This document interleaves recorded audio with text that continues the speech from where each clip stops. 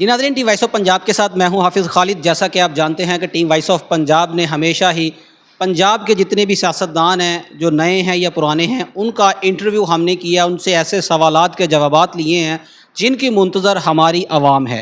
اسی حوالے سے آج کے ہمارے مہمان محترم جناب چودھری عمران اکرم جٹ صاحب ہیں، ایم پی اے قبولہ PP 195۔ ان کا بہت شکریہ، انہوں نے اپنا قیمتی ٹائم جو ہے وائس آف پنجاب کے نام کیا۔ یہ ان کی پہلی جو ہے وہ MP A شپ ہے۔ آج ان سے جانیں گے کہ ان کو کیسا لگ رہا ہے، قبولہ کی حالت زار بدلنے میں انہوں نے اپنا کتنا کردار ادا کیا۔ جڑے رہیے وائس آف پنجاب کے ساتھ۔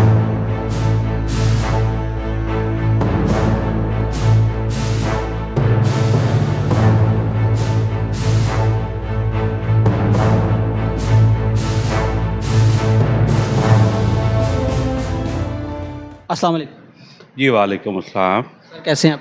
الحمدللہ جی، اللہ کا شکر ہے۔ آپ سنائیں، آپ خیریت سے ہیں؟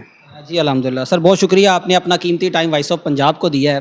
ہم نے پنجاب کے بڑے MP اور MNAs کے انٹرویو کرنا شروع کیے ہیں، وہاں کے حالات کیا ہیں، پہلے کیا تھے، اب کیسے ہیں۔ ماشاءاللہ چودھری عمران اکرم جٹ صاحب کو MP A شپ کا جو ہے نا وہ دور ملا ہے، قبولہ کی حالت زار بدلنے کا، اس کا مزہ لے رہے ہیں۔ کتنی دفعہ الیکشن لڑنے کے بعد آپ نے اس MP A شپ کے لیے کامیابی حاصل کی ہے؟ بہت شکریہ جی، آپ لوگ تشریف لائے۔ مجھے بھی آپ کے توسط سے اپنے حلقے کے عوام سے اور پنجاب کے عوام سے بات چیت کرنے کا موقع ملا۔ جہاں تک اس بات کا تعلق ہے کہ میں نے کتنے الیکشن لڑے، میں نے صرف 2 ہی الیکشن ابھی تک لڑے ہیں۔ پہلا الیکشن میں نے 2015 میں یونین کونسل کا الیکشن لڑا بطور چیئرمین یونین کونسل۔ اللہ کا شکر ہے کہ اس الیکشن میں میرے مخالف امیدوار کو جتنے ووٹ پڑے اس سے زیادہ میری لیڈ تھی۔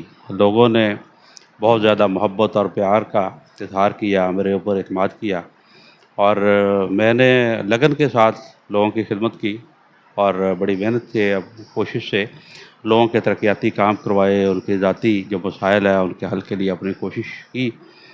اس کے بعد میں نے دوسرا الیکشن 2024 کا جو لاسٹ ایئر فیبرری میں ہوا، اس میں پہلی دفعہ صوبائی اسمبلی کے الیکشن میں حصہ لیا۔ اس سے پہلے میں نے کوشش ضرور کی اسمبلی کے الیکشن میں حصہ لینے کی، لیکن ٹکٹ وغیرہ کے ایشوز کے اوپر پھر میں پیچھے ہٹ جایا کرتا تھا، اور اس دفعہ میں نے دیکھا کہ جو میدان ہے اس میں اترنا بہت زیادہ ضروری ہے، اور جو سابقہ یہاں کے منتخب ممبران ہیں وہ عوام کی توقعات پہ پورا نہیں اتر پائے، تو میں نے اپنے آپ کو عوام کے سامنے پیش کیا۔ لوگوں نے اظہار محبت کیا، اور آزاد امیدوار کی حیثیت سے تاریخی کامیابی مجھے ملی۔ اس سے میں اپنے حلقے کے عوام کا، اپنے دوستوں کا، اپنے بھائیوں کا بہت زیادہ شکر گزار ہوں۔ پھر سب تقریباً 16 ماہ کا عرصہ ہو چکا ہے ممبرشپ کے اندر آئے ہوئے، ماشاءاللہ MP A بنے ہیں۔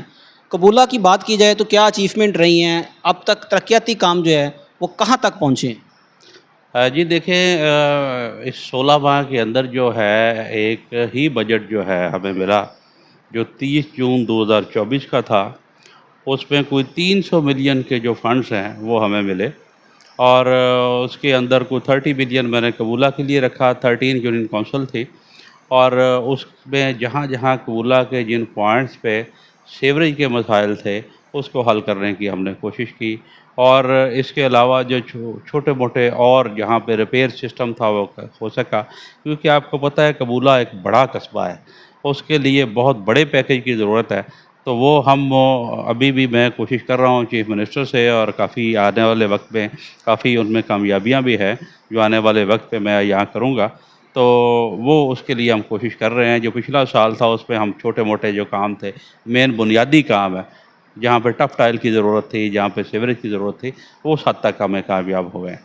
تو بہت بڑا منصوبہ قبولہ کے لیے میں نے تیار کیا ہوا ہے، چیف منسٹر صاحبہ کو میں نے بھجوایا ہوا ہے، اور اس میں کافی مجھے گرین سگنل بھی ہے۔ اللہ تعالیٰ کے فضل و کرم سے وہ جلد انشاءاللہ اس کا آغاز ہوگا۔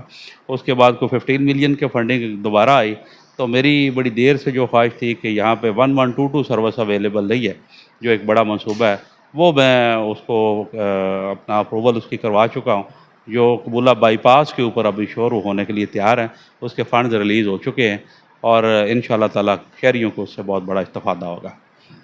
سر، 75 سالہ تاریخ پاکستان کی دیکھی جائے، قبولہ ایک تاریخی شہر کے اندر آتا ہے، ایک ہی بازار کے اوپر محیط ہے۔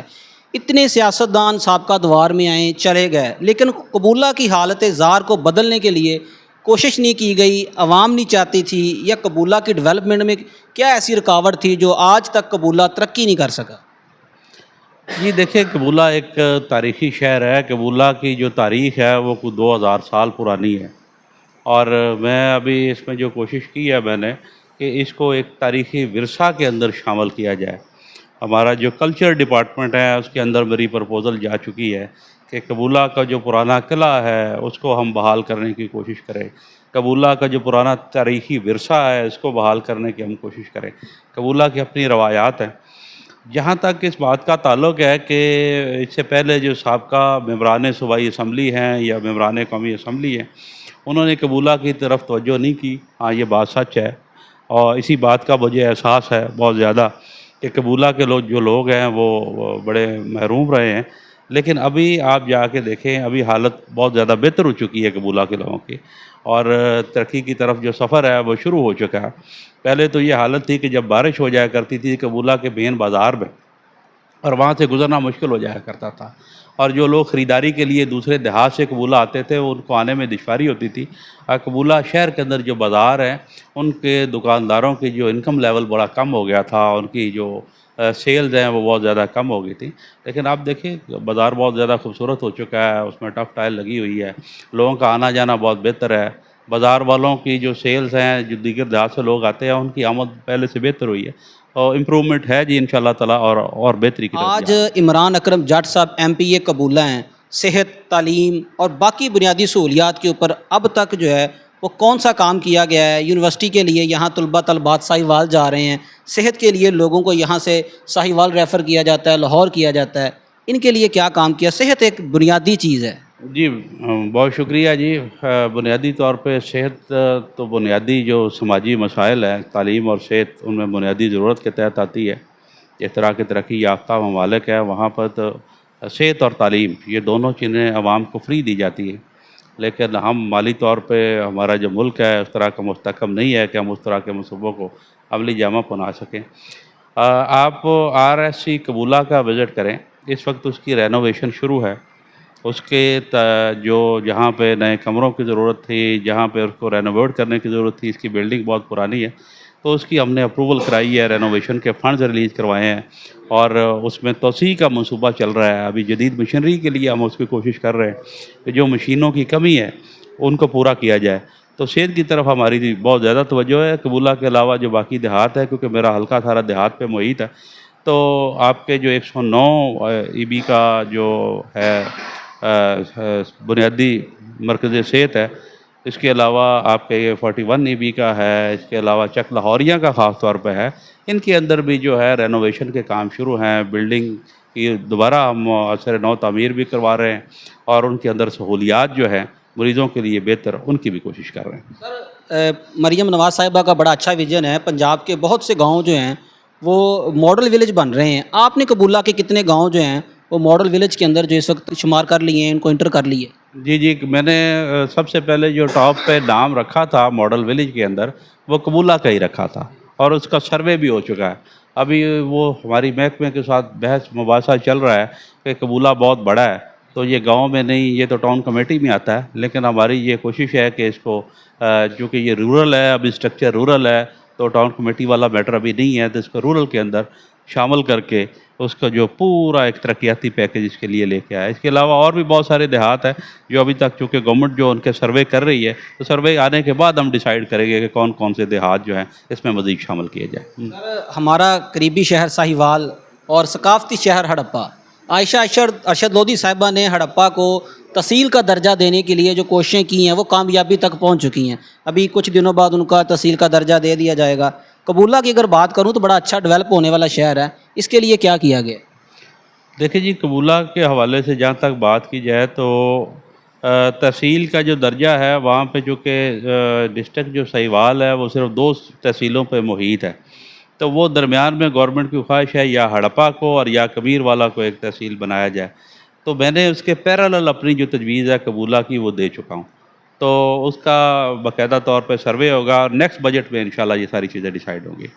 سر، کچھ لوگ تنقید کرنے والے بھی ہوتے ہیں، سوشل میڈیا کے اوپر بڑی بحث چلتی ہے کہ قبولہ کے اندر عمران اکرم جٹ صاحب کی جیت کے پیچھے جناب محترم طاہر اقبال جٹ صاحب کا بڑا جو ہے نا ہاتھ ہے، ان کی کاوشیں ہیں، کتنی حقیقت ہے اس کے اوپر؟ جی بالکل 100% یہ حقیقت پہ مبنی ہے. وہ میرے بڑے بھائی ہیں اور انہوں نے جتنا میرا ساتھ دیا ہے، میرا خیال ہے پورا الیکشن انہوں نے بہت منظم طریقے سے لڑا ہے. اور مجھے یہ احساس ہی نہیں ہوا کہ جو الیکشن ہے میرے لیے کوئی مشکل مرحلہ ہے. تو پورا ان کا کردار ہے اور یہ قابل تحسین کردار رہا ہے ان کا، اس میں کوئی شک نہیں ہے. میں اس بات کو ایگری کرتا ہوں. سر کل کی ایک بڑی اہم کاوش رہی ہے، طاہر جٹ صاحب نے جو ریڈی بان ہے ان کے لیے بڑا اچھا پروجیکٹ لے کے آئے، بڑا خوبصورت وہ ماحول ہے. طاہر جٹ صاحب جو ہیں وہ موجود تھے، عمران اکرم جٹ صاحب وہاں نظر نہیں آ رہے تھے. لوگ کہہ رہے ہیں کہ جی یہاں پر سٹنگ ایم پی اے صاحب کو بھی ہونا چاہیے تھا، یہ نظر کیوں نہیں آ رہا؟ دیکھیں جی، ہمیشہ اس سے پہلے جتنے بھی منصوبے ہیں قبولہ اسکول میں ہم اکٹھے، ہم نے اس وقت جا کے وہ تقریب ہے اس میں شرکت کی. جتنے بھی منصوبے ہمیشہ ہم اکٹھے ہوتے ہیں. تو اس میں جہاں تک تعلق ہے، میری اس دن ملاقات تھی اپنا حمزہ شہباز صاحب سے، اور اتفاق سے جو ٹائمنگ تھی یہاں پہ جو ٹائمنگ تھی اور اس ملاقات کی جو ٹائمنگ تھی وہ سیم تھی. تو میری بھائی طاہر صاحب سے اس معاملے میں ڈسکس ہوئی. میں نے کہا جی بھائی جان، آپ نے ابھی اس کو پورے معاملے کو وہاں پہ قیادت کرنی ہے تو میں تو نہیں آ پاؤں گا. اور پھر ملاقات کا آپ کو پتہ ہے تھوڑا وقت بڑا ہوتا ہے کہ پھر دوبارہ اس کے مہینوں لگ جاتے ہیں ملاقات میں آتے ہیں. تو اس وجہ سے پھر تھوڑے ہماری کوارڈینیشن تھی سارے معاملے میں. سر ماشاءاللہ بڑی اچھی خوشائن بات ہے. میں نے بھی سوشل میڈیا کے اوپر آپ کی ملاقات کے چرچے دیکھے ہیں، پکچر بھی شیئر ہو چکی ہے. کیا باتیں ہوئی ہیں حمزہ شہباز صاحب سے قبولہ کے حوالے سے؟ دیکھیں جی، میں نے جس وقت میں شامل ہوا ہوں الیکشن آزاد حیثیت میں جیتنے کے بعد میاں شہباز شریف صاحب کے پاس وہاں پہ ہماری شمولیت ہوئی اور انہوں نے بڑا ویلکم کیا ہمیں پارٹی میں آمد پہ. تو اس وقت میں نے کچھ وعدے لیے تھے ان سے ترقیاتی کاموں کے حوالے سے. تو وہی حمزہ صاحب سے میں نے کہا جی کہ ہمارے جو کمٹمنٹس ہیں، جو وعدے ہیں میاں شہباز شریف صاحب کے ساتھ، تو ان کو پورا کیا جائے. تو اسی حوالے سے یہ ملاقات تھی اور انہوں نے یہ وعدہ کیا ہے کہ ان شاء اللہ تعالیٰ جو کمٹمنٹس ہیں ہم ان کو پورا کریں گے. کتنے منٹ کی ملاقات رہی ہے اور اہم پروجیکٹ جو آپ نے ان کے سامنے رکھا قبولہ کے لیے وہ کون سا؟ دیکھیں جی، اوورآل دیکھیں پروجیکٹ کے حوالے سے ایک الگ پروجیکٹ گورنمنٹ آف پنجاب جو ہے وہ سارے ڈیل کرتی ہے، وہ ہماری چیف منسٹر صاحبہ دیکھتی ہیں. تو میری ان سے یہ گزارش تھی اوورآل کو ترقیاتی پیکج اسپیشل قبولہ کے لیے دیا جائے، اس حوالے سے تھی. اور تقریباً یہ ملاقات ہماری کچھ 40-45 منٹ پہ محیط رہی اور بڑی خوشگوار ملاقات تھی. سر عارف اعلیٰ کے اندر چند دن پہلے ایک لسٹ شائع کی گئی ہے جس کے اندر رانا ارادت شریف صاحب، ڈاکٹر فاروق صاحب بڑے اومیگا پروجیکٹ لے کے آئے ہیں، جن کے اندر اوور برج ہیڈ بھی ہے کا آج ان کا جو نقشہ بھی جاری کر دیا گیا ہے. قبولہ جو ہے نا وہ ہر لحاظ سے عارف والا سے پیچھے ہے. جو عمران اکرم جٹ صاحب ہیں وہ کون سا ایسا پروجیکٹ دینے جا رہے ہیں جو سابقہ 75 سالوں میں کوئی سیاستدان نہیں دے سکا؟ دیکھیں جی، آپ جہاں تک پچھلے اپنا موازنہ کریں، جتنا ہمارا پچھلے 50-60 سال کی تاریخ میں جتنے منتخب نمائندے رہے ہیں اور آج آپ اس کی ترقیاتی کاموں کو کمپیئر کریں تو میرا خیال ہے آپ کو بہت بڑا اور واضح فرق نظر آئے گا کہ کیا تبدیلی اس میں آ چکی ہے. جہاں تک بات ہے کہ ہمارا جو علاقہ ہے وہ ایک دیہاتی علاقہ ہے، تو اس دیہاتی علاقے میں ہم نے جو کوشش کی ہے وہ اس دیہاتی ماحول کے مطابق چیزوں کو ان سے ڈیمانڈ کی جائے. ہمیں جو بنیادی چیزوں کی ضرورت تھی، جس طرح میں نے اس سے پہلے 1122 کا ذکر کیا، یہ ہماری بنیادی ضرورت تھی، اس کو ہم اپروول کروا چکے ہیں. دوسرا جو ہے وہ میں بوائز کالج کی اس میں اپنا جو پروجیکٹ ہے اس کی کوشش کر رہا ہوں. اور جس طرح باقی جو بڑے شہروں کی ضروریات ہوتی ہیں، جس میں یونیورسٹیز ہیں، جس میں میڈیکل کالجز ہیں، تو وہ بڑے شہروں کی ضرورت ہوتی ہے. چھوٹے شہروں میں پھر ان کے لیول اور سائز کے مطابق ہی ڈسیزن کیے جاتے ہیں کہ یہاں کون کون سے بنیادی سہولیات فراہم کی جائے. تو ہمارا جو رورل ایریاز میں ہمارے جو مین فوکس ہوتا ہے وہ یہی ہوتا ہے کہ جو ڈیولپمنٹ ہے وہ ایٹ پار ہو، کیونکہ قبولہ جو ہے وہ آلموسٹ تقریباً 2 یونین کونسلوں کے برابر ہے. اور اس کے علاوہ ہماری جو باقی یونین کونسل ہیں 13 ہیں. تو وہ اوورآل ہمیں پورے حلقے کی بات جو ہے وہ کرنی پڑتی ہے. اور اس کے ساتھ ساتھ قبولہ جو ہے چونکہ ہمارا مین سٹی ہے، ہماری تجارت کا ہب ہے، اور قبولہ بڑے عرصے سے محروم رہا ہے، تو اس کے لیے ذرا زیادہ ہم خصوصی طور پہ کوشش کرتے ہیں۔ سر قبولہ کی عوام جو ہے وہ دریا سے چند کلومیٹر کے فاصلے پر ہے، ہر سال فلڈ آتا ہے، اتنا نقصان ہوتا ہے، بہت سے گاؤں مسمار ہوتے نظر آتے ہیں، بہت سی این جی اوز کام کر رہی ہوتی ہیں، اس کے لیے کوئی پراپر حل آپ نے کوئی ڈیسائیڈ کیا ہو یا اسمبلی میں کوئی بل پیش کیا ہو کہ ان گاؤں والوں کو ہر سال ہم ایسے ہی اٹھاتے ہیں، باہر نکالتے ہیں، تنظیمیں آتی ہیں، کام کرتی ہیں، ان کا کوئی پراپر حل سوچا آپ نے کبھی؟ جی دیکھیں، بات یہ ہے کہ دو چیزیں ہیں۔ ایک تو جو وہاں پہ انفراسٹرکچر جو ہے دریا کا، وہ ان کے جو دیہات ہے دریاؤں کے پاس، ان کو دوبارہ بہتر سمت لے کے آیا جائے۔ اس سلسلے میں نے وہاں پہ ان کا ایک درینہ مطالبہ تھا، جو روڈ ہے اپنا یمن شاہ اور اولاں کے والی، اس کی میں نے دوبارہ تعمیر کروا دی ہے۔ ہمارے جو کون شمس دن والے علاقے ہیں، ان میں ہم نے کچھ ترقیاتی طور پہ سولنگ اور ان چیزوں کی ضرورت تھی، وہ ہم نے کروائی ہیں۔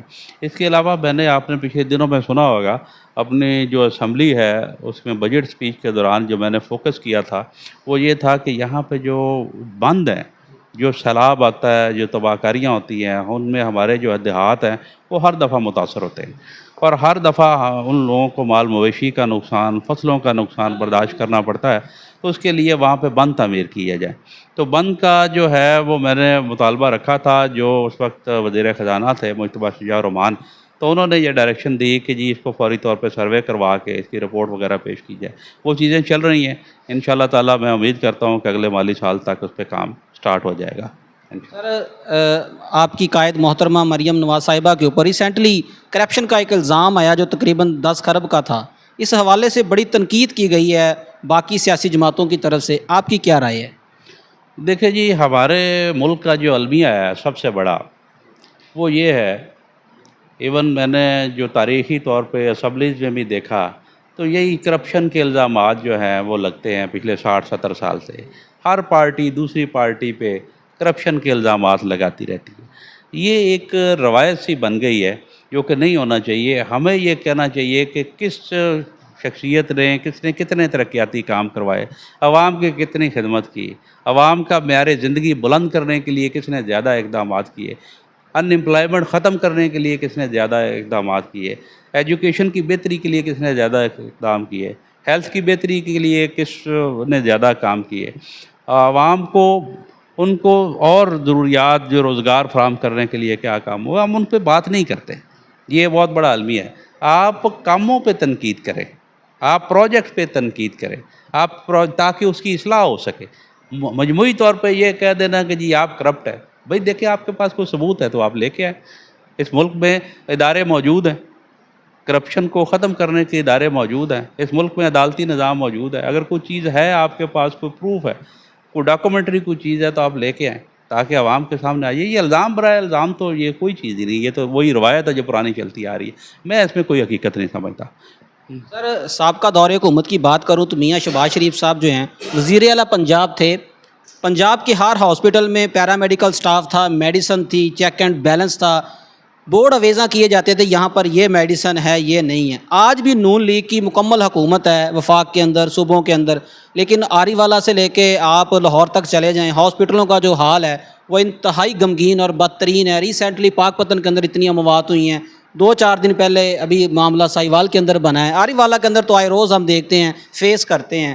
اب نون لیگ جو ہے وہ صحت کے اوپر اتنا کام کیوں نہیں کر رہی؟ نہیں، میرا خیال ہے شاید آپ اپنی جگہ پہ درست فرما رہے ہیں، لیکن میں ایک چیز آپ پہ یہ واضح کر دوں کہ جو ہمارا اس دفعہ جو بجٹ پاس ہوا ہے 2025-26 کا، 30 جون 2025 کو جو ہم نے پاس کیا، اس پہ بجٹ کے اوپر اگر بجٹ کے ڈاکومنٹس آپ اٹھا کے دیکھیں تو سب سے زیادہ جو فوکس ہے وہ دو چیزوں پہ ہوا ہے، وہ ہے تعلیم اور صحت۔ تعلیم کا بجٹ جو ہے میرا خیال ہے 123 یا 124% ایگزیکٹلی، میں 1-2% کا شاید میرے ذہن سے ابھی نکل جائے تو میں کچھ کہہ نہیں سکتا۔ اسی طرح 127% کے قریب جو صحت کا جو ڈیولپمنٹ کا بجٹ ہے وہ انکریز ہوا ہے۔ تو جب آپ کا بجٹ جو ہے، اس سے پہلے تاریخی طور پہ دیکھیں تو بجٹ 10%، 15%، 20% حکومتیں بڑھا دیا کرتی ہیں، اور پچھلے جو ہمارا پی ٹی آئی کا دور تھا اس میں آپ کو پتہ ہے کہ صحت اور تعلیم کے بجٹ کم کیے گئے تھے، بڑھائے نہیں گئے تھے، وہ کم ہوئے تھے۔ تو اس کے مقابلے میں دیکھیں کہ یہاں پہ اتنی تیز رفتاری سے جو اور اتنا حجم کے لحاظ سے اتنا بڑا بجٹ جو ہے وہ بڑھایا گیا ہے، تو اس کا مطلب واضح ہے کہ جو حکومت کا فوکس ہے وہ جو سماجی خدمات کا شعبہ ہے، تعلیم اور صحت کا، اس پہ کتنا زیادہ ہے۔ باقی رہا ہمارے جو کہ یہاں پہ بہت برا کلچر شروع سے یہ رہا ہے کہ ہاسپٹل کے اندر وہ جو یوتھ ینگ ڈاکٹر ایسوسیشن بن جاتی ہیں، اور اس قسم کے جو ایسوسیشن بن جاتی ہیں کہ جی وہ جو ان کا مطالبہ ہوتا ہے وہ ٹھوک کے ہڑتال کر دیتے ہیں اور وہ کام بند کر دیتے ہیں، اور ان کو احساس تک نہیں رہتا کہ یہ مریضوں کی کیا حالت ہے۔ تو وہ چیزیں ہمارے جو پالیٹکس تھی ہسپتالوں کے اندر، اس کی وجہ سے بہت سارے مسائل سامنے آ رہے تھے۔ ابھی جو ہماری حکومت ہے اس نے یہ فوکس کر لیا ہے کہ ہر ہاسپٹل کے اندر جو ہے وہ بورڈ آویزاں کیے جائیں، وہاں پہ اسپیکر کے اوپر اناؤنسمنٹ کی جائے کہ جی کوئی ڈاکٹر اگر ڈیوٹی پہ موجود نہیں ہے تو فوری طور پہ آپ یہ شکایات سیل ہے آپ رابطہ کریں۔ اگر کسی کو دوائی نہیں ملتی تو فوری طور پر آپ اس شکایات سیل پہ رابطہ کریں اور بتائیں کہ جی دوائی یہاں پہ نہیں مل رہی۔ آپ ویڈیوز بنائیں، آپ فوٹوگرافس بنائیں اور ہمیں بھیجیں، ہمیں بھجوائیں تاکہ ہم اس کی مانیٹرنگ کریں۔ اور اس پہ بہت زیادہ بہتری آ چکی ہے، اور تھوڑا سا وقت لگے گا کیونکہ معاملات جو ہیں پچھلے 5-4 سال میں جتنے بگڑ چکے تھے، اور چیزیں جو شہباز شریف کا آپ نے ذکر کیا واقعی اس دور میں تھا، لیکن خرابی کہاں پہ پیدا ہوئی؟ اس سے آنے والی حکومت نے اس چیز کو بہتر کرنا تھا، اس کو بہتر نہیں کیا، معاملات نیچے چلے گئے، خراب سے خراب تر ہوتے گئے، تو آج یہ حالت ہو گئی۔ تو اس کو بہتر کرنے میں تھوڑا سا بھی وقت درکار ہے، ابھی بہتری آ چکی ہے، چیف منسٹر خود بھی پہنچ رہی ہیں، ممبران اسمبلی کو یہ ڈائریکشنز ہیں کہ آپ اپنے جتنے بھی ٹی ایچ کیو ہے، آپ کے رورل ہیلتھ سینٹر ہیں، بیسک ہیلتھ سینٹر ہے، وہاں پہ آپ وزٹ کریں، موقع پہ دیکھیں، اور جہاں پہ آپ کو نظر آئے فوری طور پہ وہ آپ ڈپارٹمنٹ کے علم میں لے کے آئیں۔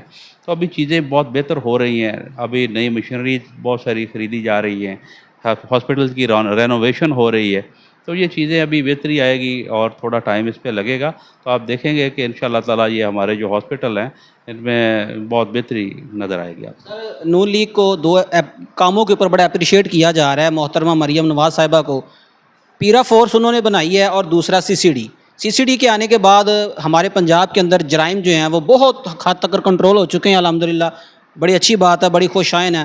پیرا فورس کی بات کروں تو ریسنٹلی اکاڑا کے اندر لڑائی، سائیوال میں، پاک پتن میں احتجاج ہوا ہے کہ جو ریڑھی بان ہیں، جو مزدور طبقہ ہے، ان کو ختم کرنے کی یہ کوشش ہے۔ کچھ لوگوں کی تنقید چل رہی ہے کہ ان کو جگہ دی جائے، ابھی عارف اعلیٰ میں بھی معاملہ چل رہا ہے۔ اس کے اوپر آپ نے اسمبلی میں کوئی تجویز پیش نہیں کی کہ ہمارا جو غریب ہے، ریڑھی بان ہے، ان کا کیا قصور ہے؟ پیرا فورس آتی ہے، پرچہ دیتی ہے، بندہ اٹھا کے اندر پھینکتی ہے، وہ بیچارے کے 5-7 بچے ہیں، وہ کہاں جائے گا؟ یہ بہت اچھا آپ نے سوال کیا ہے۔ آپ نے دو باتیں کی، ایک سی سی ڈی کے حوالے سے بات کی ہے، ایک آپ نے پیرا فورس کے حوالے سے بات کی ہے۔ سی سی ڈی کے آپ نے خود دیکھ لیا کہ ہمارے جو بہت پرانے جو مجرم تھے، جو اشتہاری تھے، وہ مساجد میں آ کے اپنے اعلان کر رہے ہیں کہ جی ہم نے جرم چھوڑ دیا ہے، ہمیں معاف کر دیا جائے۔ تو ابھی آپ کرائم دیکھیں کہ جو 15 پہ جو کالز ہوتی ہیں، آپ کے جو کمپلینٹ سیل ہے اس کے اوپر، ان میں کالز میں کمی آ گئی ہے پورے پنجاب کے اندر، اور خاص طور پہ پنجاب اس وقت پاک پتن ضلع کے اندر پچھلے دنوں میں ڈی پی او صاحب کے پاس بھی بیٹھا تھا تو یہی باتیں ہو رہی تھی۔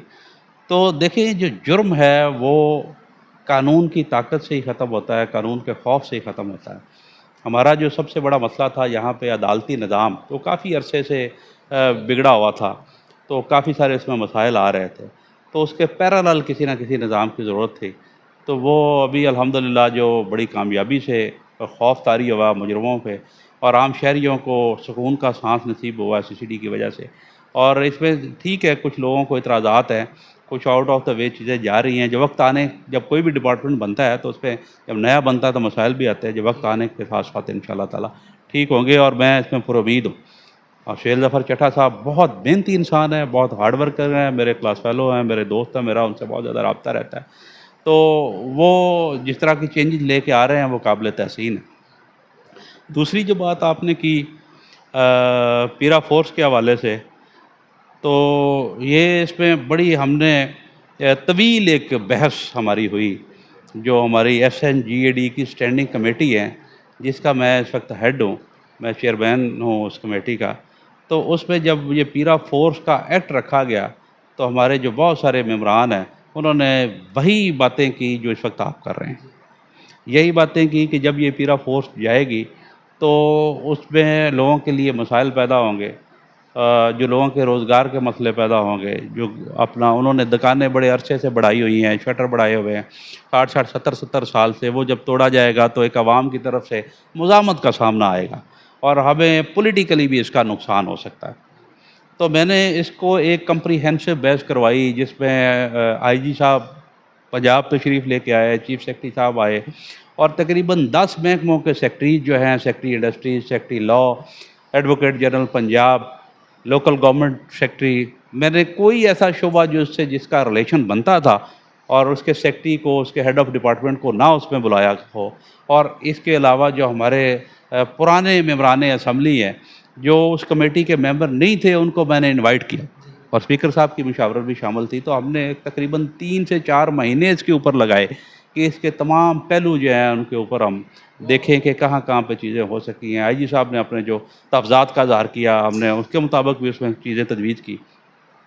اس کے بعد پھر چیف منسٹر صاحبہ نے خصوصی جو ہماری جتنی تجویز تھی ان کو انکارپوریٹ کیا اور بل جو ہے وہ اسمبلی میں پاس ہوا۔ ابھی دیکھیں معاملات جو ہیں، جو گورنمنٹ کی جو نیت کیا ہے، کسی بھی معاملے کو دیکھنے کے لیے اس کی نیت دیکھی جاتی ہے۔ کیا اس کا جو ہمارے جو پولیٹیکل گورنمنٹ کے جو امپورٹنٹ لوگ ہیں، چیف منسٹر ہے، منسٹرز ہیں، ممبران اسمبلی ہیں، کیا اس ایکٹ کا ان کا فائدہ ہے یا عوام کا فائدہ دیکھا گیا ہے؟ تو جو 70 سال سے 60 سال سے جو بازار تھے جس میں ناجائز تجاوزات سے لوگوں نے شٹر بڑھا لیے تھے، جو آگے دکانیں بازار تک لے تھے اور عام لوگوں کو گزرنا مشکل ہو جاتا تھا، موٹر سائیکلیں، رکشے، گاڑیاں جن کی گزرگاہ وہ چھوڑی گئی تھی، ان کو وہ راستے مل ہی نہیں رہے تھے، وہ راستے ختم ہو گئے تھے، تو کیا یہ گورنمنٹ کا اقدام جو تھا عوام کی گزرگاہوں کو خالی کروانے کا، یہ غلط تھا؟ ہم نے تو دیکھنا ہے ایٹ لارج، ہم نے چند لوگوں کا نہیں دیکھنا کہ یہ تاجروں کا جو مفاد ہے اس میں اپنا ان کو نقصان ہو رہا ہے۔ ان کی دکانیں اگر ان کی اپروول 5 فٹ کی ہے، میں اگزامپل دے رہا ہوں، تو وہ جو 7 فٹ پہ لے گئے ہیں اور 2 فٹ کی جو غیر قانونی انہوں نے آگے دکانیں بڑھا لی ہیں، تو اور اس کی وجہ سے عوام کی جو گزرگاہیں ہیں وہ متاثر ہو رہی ہیں، تو ہم اس کو ایز اٹ از چھوڑ دیں۔ تو حکومتوں کا کام تو یہ تو نہیں ہوتا کہ چیزوں کو ایز اٹ از چھوڑ دیا جائے، حکومتوں کا کام ہوتا ہے بہتری لے کے آنا۔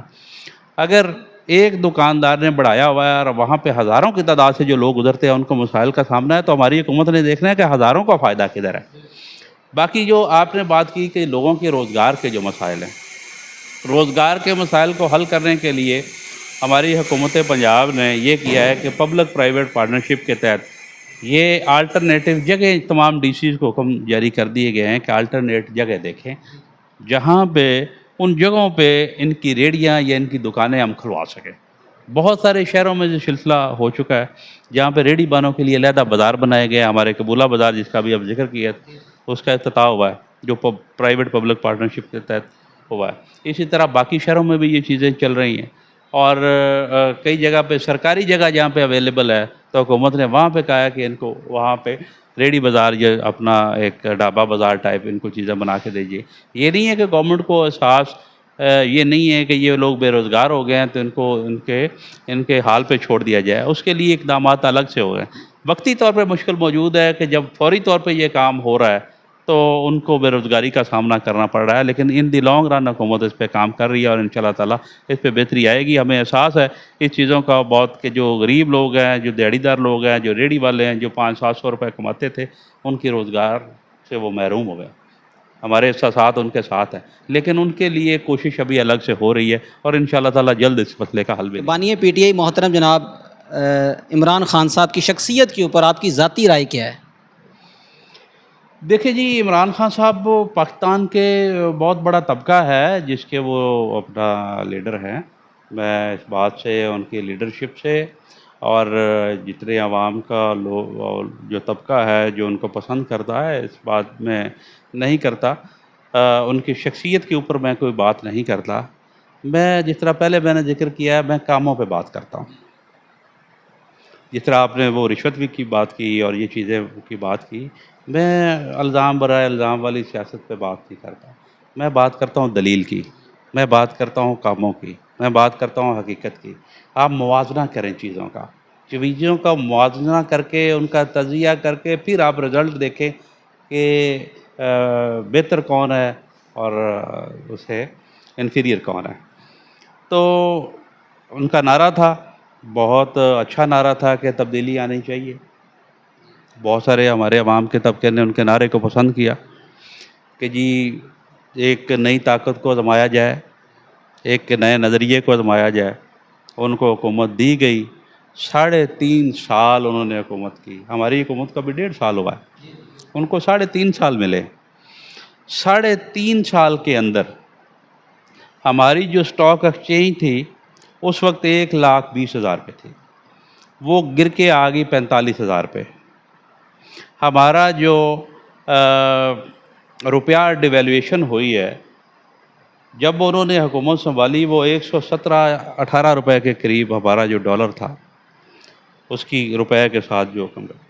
اور جب انہوں نے حکومت چھوڑی وہ 310 روپے کے قریب تھا. آپ ریکارڈ چیک کر لیجئے گا.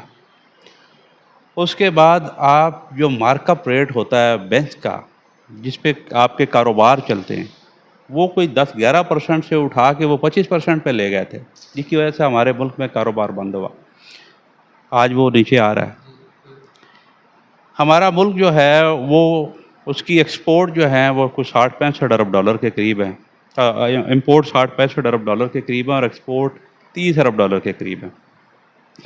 پھر ہمارے ملک میں وہ جو ایک گیپ ہے، ہمارے جو ٹریڈ ڈیفیسٹ اس کو بولتے ہیں، وہ ٹریڈ ڈیفیسٹ سمندر پار پاکستانیوں کی آمدن سے آتا تھا، یا ہم IMF اور ورلڈ بینک سے قرضے لے کے اپنا نظام چلاتے ہیں. خان صاحب نے جو کمٹمنٹس ان کے کی، وہی کمٹمنٹ جن پہ ان کی حکومت نے سائن کیے، جو معاہدات کیے، ان معاہدات سے خود ہی منحرف ہو گئے. آپ کو وہ معاہدات اچھے نہیں لگتے تھے، آپ سائن نہیں کرتے. منحرف ہونا اچھی بات نہیں تھی. ہمارا مالیاتی اداروں پہ ہمارا جو تھا وہ اعتماد اٹھ گیا. اگر فارن پالیسی کو خان صاحب کی دیکھا جائے تو فارن پالیسی میں ہمارے چائنا کے ساتھ بہت اچھے تعلقات تھے. سی پیک پہ کام شروع ہو رہا تھا. خان صاحب کے ذاتی ان کے ساتھ اختلافات ہو گئے، سی پیک پہ کام بند ہو گیا. خان صاحب نے خود مشورہ دیا کہ آپ ملیشیا میں کانفرنس رکھیں، مسلم ممالک کو اکٹھا کریں. جب کانفرنس رکھی گئی مہاتیر محمد صاحب کی سربراہی میں اور طیب اردگان صاحب بھی تشریف لے گئے، تو خان صاحب نے جانے سے انکار کر دیا. خان صاحب کو سعودی حکومت نے جہاز دیا، آپ نیو یارک جا رہے ہیں، آپ ہمارے جہاز پہ چلے جائیں.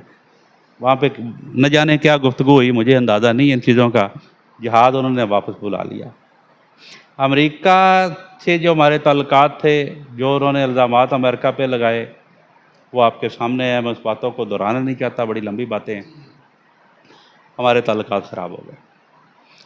ہماری افواج پاکستان پہ انہوں نے جس طرح کا میر جعفر، میر صادق، جس طرح کی باتیں ہوئی، یہ ادارے یہ ملک کو مستحکم. آپ ابھی انڈیا پاکستان کی جو وار ہوئی ہے اس میں آپ واضح طور پہ دیکھ سکتے ہیں کہ جو ہمارے یہ اداروں کی مضبوطی اور ان کا پروفیشنلزم ہی تھا، جس کی وجہ سے اللہ نے کرم کیا اور ہماری پوری دنیا میں پذیر آئی اور ہم نے یہ جنگ جیتی اور فتح کے ڈاؤں. ہم اپنے ادارے یہ ہماری بنیاد ہوتے ہیں، ہم انہی پہ عملہ شروع کر دیں، ہم انہی پہ عملہ شروع کر دیں ان اداروں کے اوپر جو ہماری بقا کے ضامن ہیں، جو خون بہاتے ہیں ہمیں ہماری جو قوم ہے اس کی خاطر اپنے بچوں کو چھوڑ کے وہ محاذوں پہ جاتے ہیں اور اپنا خون بھی